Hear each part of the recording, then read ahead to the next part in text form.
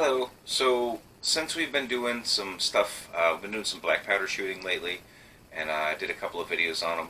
There was something I wanted to talk about. A friend brought up to me, and I've looked into them over the years, and I'm not a fan, and that is cartridge conversions for black powder pistols. Uh, I'm going to say that there's nothing wrong with them per se. The idea is great. Having a pre-made cartridge that you can already just slap in there is really cool. What most of them are is a cylinder swap, where you would take out your black powder cylinder and you would put in a cylinder that holds cartridges, and instead of having nipples on the backside, it has individual firing pins. So when you drop the hammer, instead of impacting a cap on the nipple, it impacts that little hammer, or that little firing pin rather, and that activates the primer, and out the barrel it goes. Nice little idea, really cool for making sure that you have that. But there's a lot of reasons why they're not necessarily the best. We'll start with the first one, and that's cost. What they call a Howell conversion, which is a cylinder drop-in. You can get them at many different places, or Taylor. They're generally going to run you about $260 or more, depending on the firearm. And at that price, you can almost pick up another pistol. I'm discussing specifically the Colts here today because I don't have the Remingtons. I don't really care for them. Those ones would probably lend themselves better to a cartridge conversion because their design is a little better. But like I said, we'll start with cost. Number one is going to be cost. If this is a $230 pistol, and once again, this is a brass, so I would never drop a cartridge conversion in there if I could ever possibly avoid it, because brass is not made to take those kind of stresses. But if I could pick up, once again, like this, these steel ones, a navy and steel would probably run me $250, $260. If the conversion is going to be almost the same amount as a pistol, why not just buy another pistol? So that's one point. The second point is round capacity. So a lot of the conversion cylinders, depending on the model, will drop you from a 6-shot revolver to a 5-shot. Now, number one, you're losing capacity there. Number two, you have to change the timing in your pistol, because the whole action is set up to revolve at a time that cylinder is, okay, there's 6 shots in there, now there's 5, so you have to lengthen the time and the movement that happens there, and that takes a little bit of doing. Generally, a gunsmith should probably be better off doing that, unless, whatever, I'm not going to tell you how to live your life, but it's not the best idea. So you've lost round capacity, and now you're altering your firearm in order to accommodate this cartridge component, that once again is not going to be all that much. I mean, yes, it's going to be faster than loading a cylinder freshly, but if you've already got a preloaded cylinder in your pocket, it's going to be exactly the same amount of time as it takes to take that cartridge cylinder off, unscrew the back, push out all the cartridges, put new ones in, and screw it back together. On some of the pistols, you're going to go from 6 to 5, so that's another one. On these large cylinders like the Dragoons and stuff, you're not going to have that issue. To make it clear, timing is the way everything moves together. The timing is everything moves so that, okay, it's set at that place at that time. When you change the timing, you're going to have this revolve the cylinder further, because now you've gone from 6 to 5, so you need to lengthen all those movements. So what you end up doing is changing out internals and stuff like that. So that can be a bit of a bear. So now we've gone from, like I said, cost. We've had to change our timing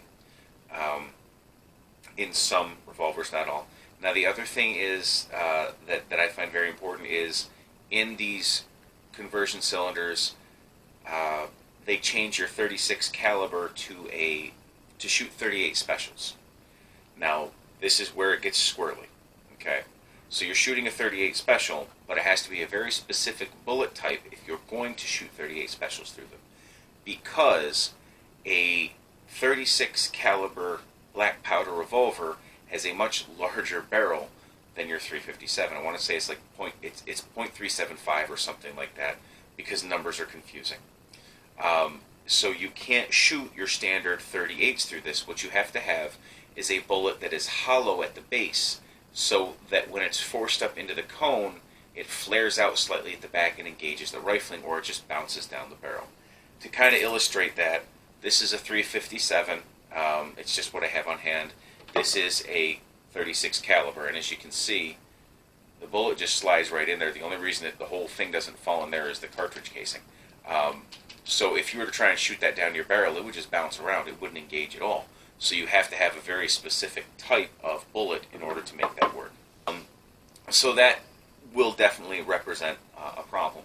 Now in the 44s, what we call a 44, the cartridge conversion for that changed it to a 45 long Colt. It's just your standard 45 long Colt. It's going to fit everything. You're not going to have any issues with that. However, now here comes another problem with these. So you've got your cartridge conversion for this. You put a 45 long Colt in there.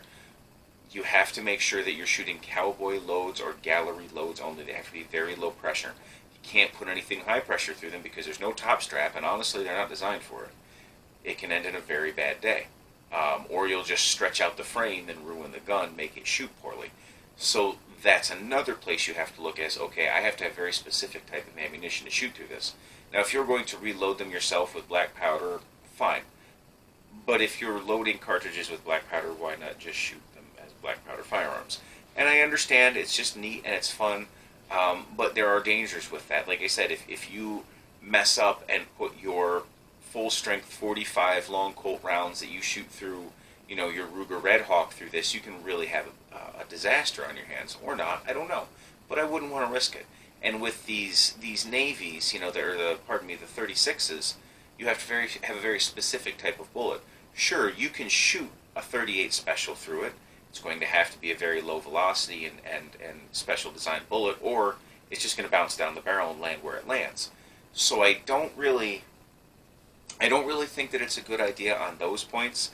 Another one to consider is, in most jurisdictions in this country, a black powder pistol is not considered a pistol. It's not even considered a firearm. That's why you can have them just shipped to your house. However, in a lot of jurisdictions, once you convert this to a cartridge gun, now it is a pistol. So if you're in a jurisdiction that requires registration of pistols, or if you're in a jurisdiction that just doesn't allow pistols at all, you may have a legal issue there. So it's really not something I recommend. If you really want to swap cylinders quickly, I'd recommend buying another cylinder. They can usually be got for less than $100. Or instead of paying $250 for a conversion cylinder, just buy a second pistol. That's how I look at it. I think these should be left as the beautiful, fun things they are. They're messy, they're gross. But if you really want to shoot, something that's even faster, Colt, for years when they sold these, also sold the old paper cartridges for them. It was a piece of nitride paper with a ball and the powder and it all locked in there, and you would just shove that all into the cylinder. That's something that guys make at home, I know, for doing shootouts and stuff like that. That's definitely a viable option. And I'm not trying to disrespect or say, oh, no one should ever have these. Just these are some reasons why you might not want to get a cartridge conversion cylinder for these black powder pistols. Now, some of the other conversions, you have to send them away. They have to be hard modified. They take off your ramrod here. They put in a case ejector, and they basically turn it into an open top peacemaker design, basically. It's called a full conversion, if I remember correctly. And literally what they would do is they would take off this. They put an ejector out. They would mill out this little cut here so that the spent casings could be ejected. And that was pretty much the end of it. And that is actually something that was historically done. But once again, at that time, they were shooting generally black powder cartridges of low velocity and low compression. So it's kind of comparable. And those can also be bought new these days. I believe Cimarron is making, full conversion brand new pistols. Would I buy one?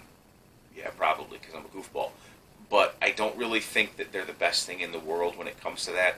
I would say if you really want to have a cowboy action type pistol, buy an 1873 or one of the other good ones on the market made for those cartridges, rather than kind of forcing something into a place it's not supposed to be. And just enjoy these for the big, smoke poles they are. They're a lot of fun as it is. Yeah, it slows you down and it's not as quick, but honestly, I really enjoy them. So I don't want it to sound like I'm bashing on these conversion cylinders, because a friend of mine really thought it was a great idea, and my issue is that it's not. And especially if you're like me and you have some of these nice brass ones because you just really like brass. I was reading a conversation between some gentlemen discussing it, and yeah, you probably could, if you use really low gallery loads, put a cartridge conversion into one of these these brass frames, but it won't take long for it to shoot out of whack, because it will stress the brass. It's just what it is. So that's how I feel about those things. If you have a different opinion, or if you've had different experiences with them, something you want to let me know about, please leave it in the comments. I love hearing about this stuff. And we'll see you next time. Thanks for listening.